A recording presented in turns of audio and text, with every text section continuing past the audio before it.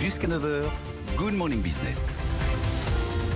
À 7h23, notre invité, l'ancien directeur général de la Banque mondiale, est-il aujourd'hui un doux rêveur? Bertrand Badré pense au monde de demain et il a envie qu'il soit différent du monde d'hier, notamment que le confinement accélère les mutations et une plus grande sensibilité à l'avenir de notre planète. Bonjour Bertrand Badré. Bonjour. Vous y croyez ? Si j'y croyais pas, j'irais me planquer chez moi, je resterais confiné pour le reste de mes jours.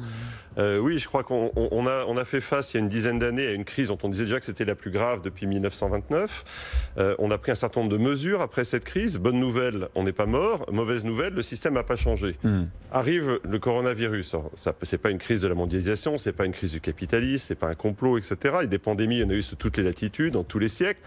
Mais cette crise révèle, accélère, renforce des lignes de fracture qui étaient présentes avant et qu'on n'avait pas traitées. Et on le voit bien, il y a eu tout un fantasme sur le monde d'après. Certains ont dit le monde d'après, ça sera le monde d'avant au pire.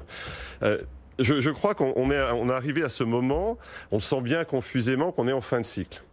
De manière très symbolique d'ailleurs, dimanche, le 13 septembre, on va fêter le 50e anniversaire d'un article fameux de l'économiste Milton Friedman, qui d'une certaine manière dicte encore la vie quotidienne de millions ou de dizaines de millions de gens sur la planète, qui a dit l'objet de l'entreprise c'est de maximiser le profit.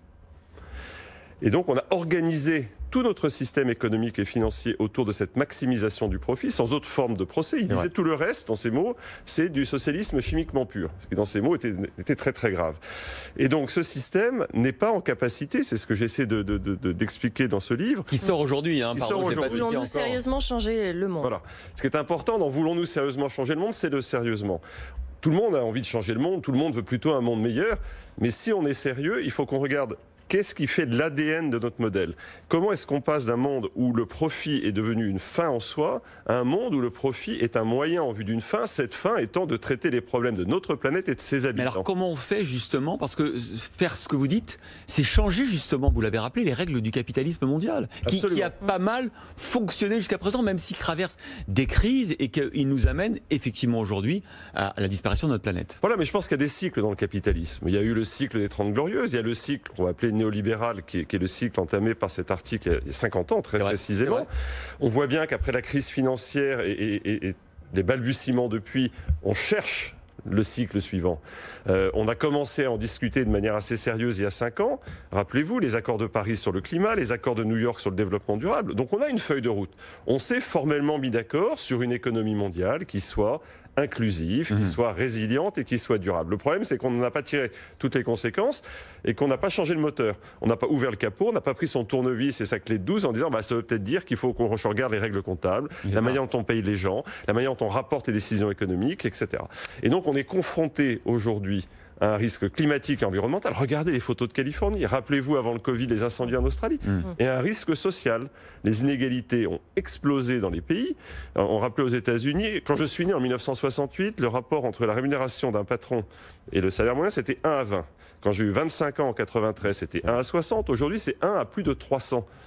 On continue comment, comme ça? Vous dites aussi qu'il y a une énorme crise de confiance de façon générale. Quand les consommateurs, les salariés, les investisseurs font confiance au système, ça marche, l'économie fonctionne. Or, nos sociétés, en ce moment, vivent une vraie crise de confiance dans les élus, dans les scientifiques aussi, on l'a vu récemment.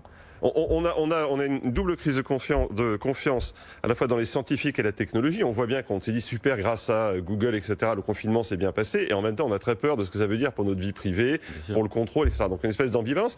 Comme pour la finance, on dit bah oui c'est super tous ces milliards qui tombent du ciel, mais ça marche comment? Comment on rembourse? Voilà exactement. Donc on voit cette force puissante et on ne sait pas comment faire face ensemble.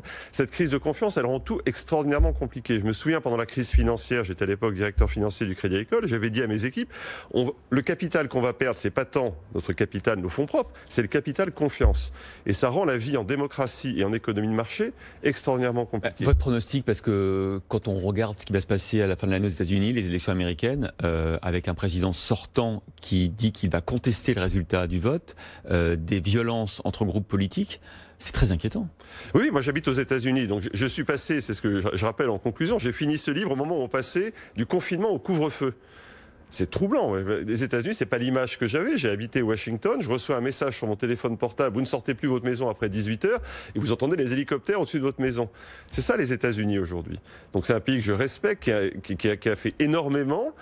mais qui là est en situation extrêmement fragile et dangereuse. Mais du coup, quand on vous écoute, Bertrand, on se dit pas que le monde demain sera un monde meilleur où on va effectivement changer les règles comptables, changer la philosophie du développement et du capitalisme.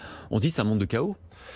C'est la ligne de plus grande pente. Mais c'est bien pour ça qu'il faut aussi... on est dans un monde où il n'y a plus de maître du monde qui déciderait pour nous, OK, on va choisir une voie de croissance durable. Donc il faut qu'on se prenne en main. Se prendre en main. L'Europe l'a pas fait, là, récemment, par exemple, par rapport à cette crise sanitaire économique, là, dernièrement, avec ce plan immense de 750 milliards. C'est un des signes d'espoir. Je pense que l'Europe va dans la bonne direction. J'espère que le plan de relance qui a été adopté, et ce qu'on appelait un moment hamiltonien au sens américain, un moment de changement, ça peut aussi rester un monstre bureaucratique. Je ne sais pas comment ça va évoluer. Donc il faut qu'on donne, enfin, que les citoyens s'engagent. On est tous, on le dit tout le temps, mais on est consommateurs, on est investisseurs, on est collaborateurs, on est citoyens. Et je cite Tolstoï à la fin de mon livre, qui dit « Tout le monde veut changer le monde, personne ne veut se changer soi-même ». Et on est tous confrontés à cette tension qui est que pour changer le monde, on change soi-même. Alors le livre est sorti ce matin, on vous le recommande, Bertrand Badré. Voulons-nous sérieusement changer le monde? Et puis je rappelle aussi que vous êtes à la tête d'un fonds d'investissement de 200 millions de dollars qui concrètement veut changer le monde, puisque vous investissez dans, évidemment, l'économie responsable et durable. Blue Like an Orange, Sustainable Capital, par Bertrand Badré, c'est le nom du fonds.